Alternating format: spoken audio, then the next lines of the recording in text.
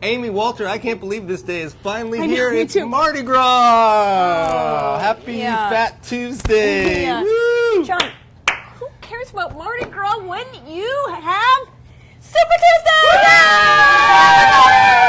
Yay! Oh my gosh, the best day ever. The best All right. day of the year. It is the best day of the year. Just like Christmas. It is. In 22 to 24 states.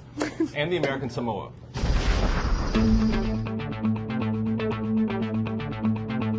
From the Watergate Building in Washington, this is Hotline TV. Now here are Hotline editors Amy Walter and John Mercurio.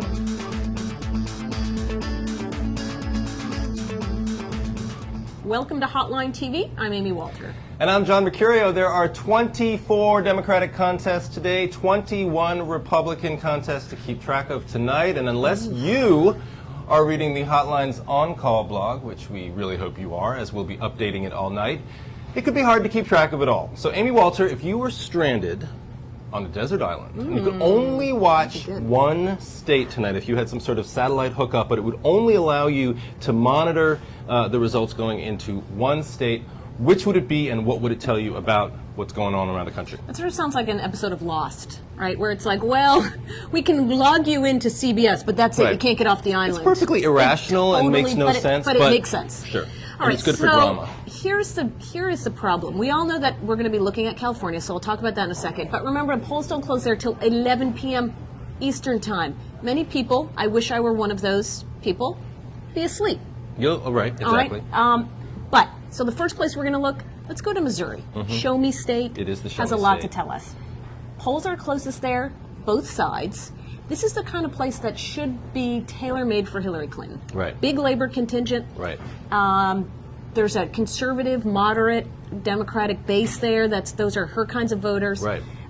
This is also, it's not a heavily minority demographically. Population. Thank you. The demographics, there's one majority black district. So this is the kind of place where you'd think she'd do well. Now, they're tied there. If Obama can beat her there, I think he can effectively make the case that he's been able to expand outside of what his traditional, independent, affluent, liberal voting base. Okay. So that's where I'm looking. You are operating under the assumption, as I am as well, that it's going to be a good night for Obama. So watching Missouri would help you sort of gauge as to whether or not he's doing well against what should be, as you say, a good state for her. On the other side of it, I think you have to watch a state which will actually come in earlier. One of the first states we'll be looking at, which will be Georgia. On the East Coast, the polls close there at 7 p.m. Eastern, I believe. I think I'm right about that. Large African-American population in the Democratic primary, as large, roughly speaking, as large as the population had been in South Carolina for Barack Obama, who of course scored a huge win there.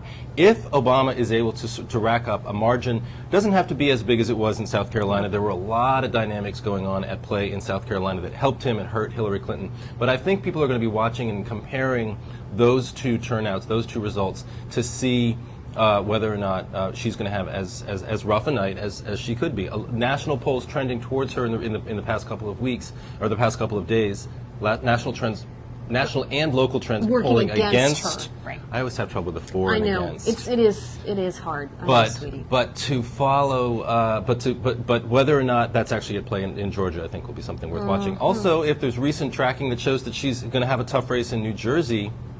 Which we'll get early. If she's got a bad night in New Jersey, or even even in some parts of New York City, some African American precincts in Harlem, we could be watching very closely as well. So we'll have those early on in the evening, and you all can go to bed early if you want to. Ooh, well, that's going to do it for this afternoon.